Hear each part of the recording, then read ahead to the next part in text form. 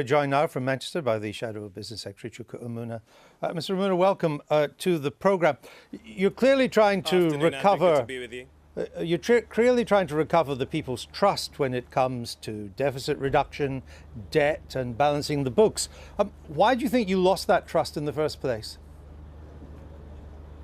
Well, I think we've been winning back support throughout our time in opposition, and ultimately people talk about polls, but if you look at all the local elections we've had, we're putting on more councillors, importantly in the marginal seats where we need to win back support. Yeah, but why did you lose the trust? Obviously there was a global... Why did you lose the trust on deficit reduction?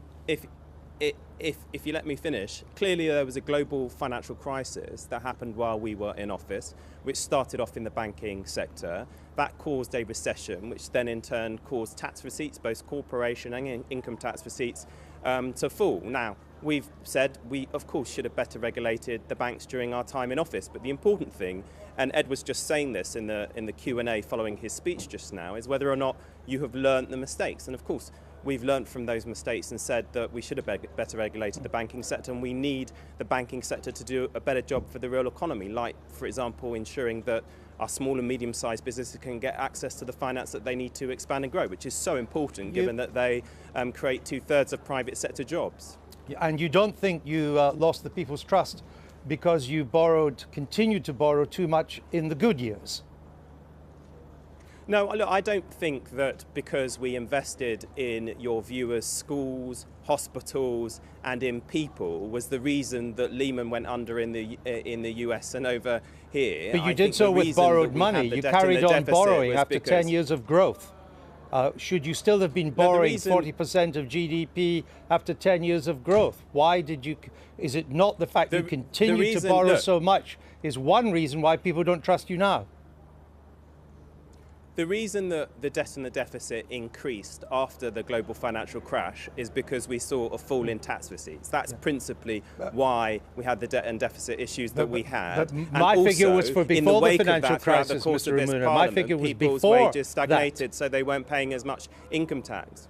Yes, but the figure I gave you was before the financial. It went up to over 70% after the financial crisis, and I perfectly understand that was because of the financial crisis. But it may be that people don't trust you because you continued to borrow even during the good times.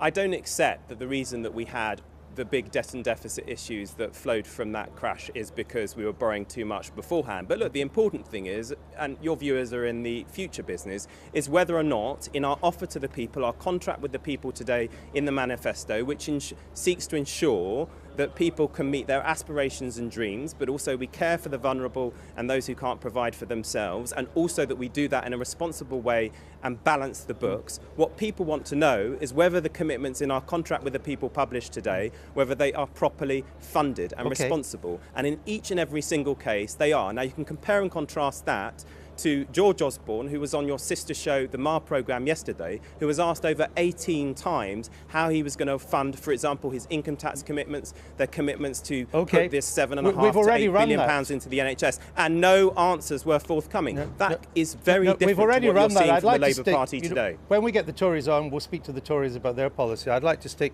with your policy. You say you're going to balance the books, but of course that's not entirely true, is it? You're only going to balance part of the books. It is perfectly possible that at the end of the next Parliament, you will still be borrowing money. You will still be running a deficit. So why should we trust you? Well, we've been clear, as we've set out in the manifesto today, we're aiming to get a surplus on the current budget by the end of the next Parliament. We are aiming to see the deficit fall year on year. And just to be absolutely clear, in our manifesto, there are no commitments, including on capital. No, you've said that. I'm not talking about your additional borrowing, and that's the important thing. No, but you've said that 3 times. I'm not asking you about that. What I'm asking you is, why should we trust you when it is still possible under your plans that the overall deficit by 2020 could still be a budget deficit? We have set out more detail in respect to the debt and deficit position than any other opposition I can remember. So do you accept that there could still be a deficit by 2020? We're aiming to balance the books and get a No, current you're not. budget Excuse me, Mr. surplus by Umunna. the You are end of this not Parliament. aiming to balance the books. You're aiming to balance the current budget. You're still prepared to borrow for the capital budget, which is around 30 But billion I've just a said year. to you, Andrew, I've just said to you that in our manifesto there are no commitments, including on capital, that entail additional borrowing. And I can't be clearer than that, Well, frankly. let me just run you what Lucy Powell said to us on the Sunday Politics just a couple of weeks ago. Let's just take a look at this. To bridge the deficit, you will have to borrow more. You're going to borrow 30 billion a year simply to pay for public investment. That's part of what you're going to do, correct? We're going to balance the books by the current expenditure by the end of the Parliament. And borrow 30 billion a year for public investment. We may use some investment borrowing for much needed investment, but not for day-to-day spending. No, I understand. So there you have it. You could still be, you may have balanced the current budget, but you will still be borrowing for capital investment. In other words, you could still be adding to our national debt in 5 years' time.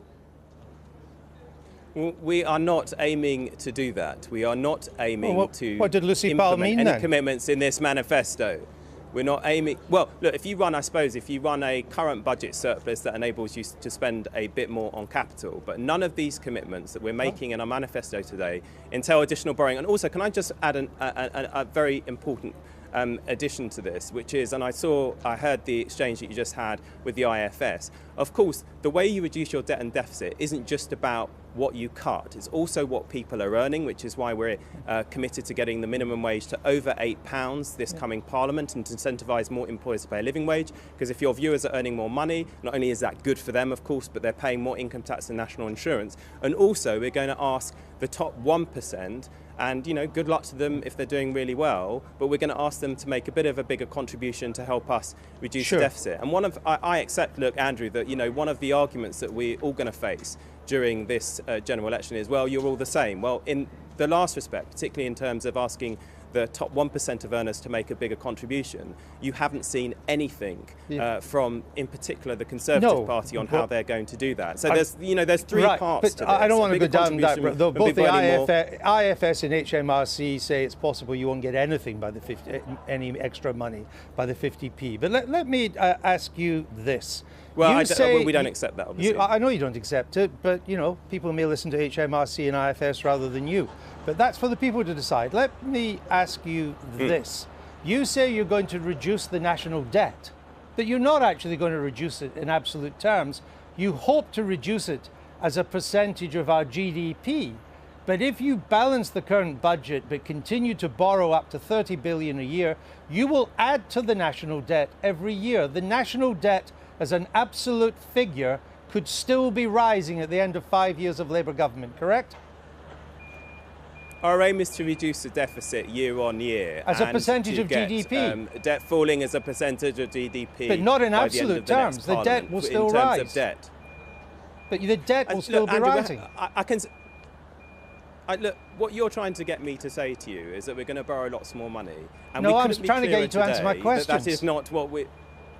Well, I know what you're trying to get me to say, which is that we're going to borrow lots, and we are not seeking to do that. We are going to get debt falling as a percentage of GDP by the end of this Parliament. I'll say again, no commitments in this manifesto that entail any additional borrowing. And ultimately, if you want to sort out the public finances, you've got to make sure that people are earning more. Mr. And that's Umunna, why we're going to get the minimum wage up beyond £8. You are and not, ultimately, through an industrial strategy, grow those sectors which create more jobs. Yeah, let me just put this point to you again, though, because it is not true for you to say you're going to cut the national debt. Not in absolute terms. You're only cutting it as a share of our overall economy. Why should we trust you when you can't even be that honest in a simple matter like that? You could still be adding to the overall national debt. It's 1.6 trillion at the moment. On your figures, if you continue to borrow 30 billion a year for investment, it could be over 1.7 trillion. You will have increased it. But there are going to be there are no commitments for investment that entail additional borrowing in our manifesto. And as I said, you've got to get people's wages up. It is reasonable to ask the top 1% of earners to pay a bit more. And of course, you have to make efficiencies. When it comes to cuts, Jim Murphy, the I better tell you, because you're not always not too up on the names of the Scottish Labour Party. Jim Murphy, the leader of the Scottish Labour Party, he says there are no need for any further cuts after 2015-16. Is that true? Well, I haven't seen the transcript of what Jim said. Well, he said it on the BBC on Sunday. There is no need for any further cuts after 2015-16. You've signed up to the Tory cuts of 15-16. Is that true? In terms of the UK budget, over the next Parliament, there will need to be cuts. And Ed Miliband was actually just asked that question in the Q&A following his speech. So Jim Murphy's wrong?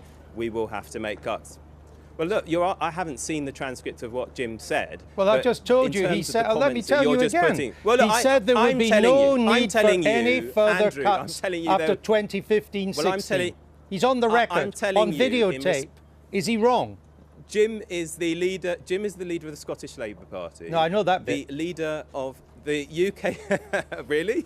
The leader of the You're UK the one that's got problems with the party Scottish names, Mr. Umunna.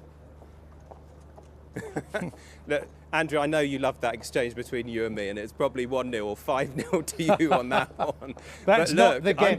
Look, let me just ask you one more time. No, don't start giving me your quiz questions. Let me ask you one more time. When the leader of the Scottish Labour Party says there are no need for any further cuts, do you agree with him or don't you? The leader of the Scottish Labour Party, the leader of the Scottish Labour Party will not be in charge of the UK budget. The leader of our country, the next Prime Minister, Ed Miliband, will be in charge of the UK budget, and he's just answered the question when that was put to him, will there be any cuts over the course of this Parliament, not just in the first financial year, but in the following financial years? And he was absolutely clear there will be a need for further consolidation and cuts throughout the rest of the Parliament. All right, Chuka Umunna, thank you for joining us.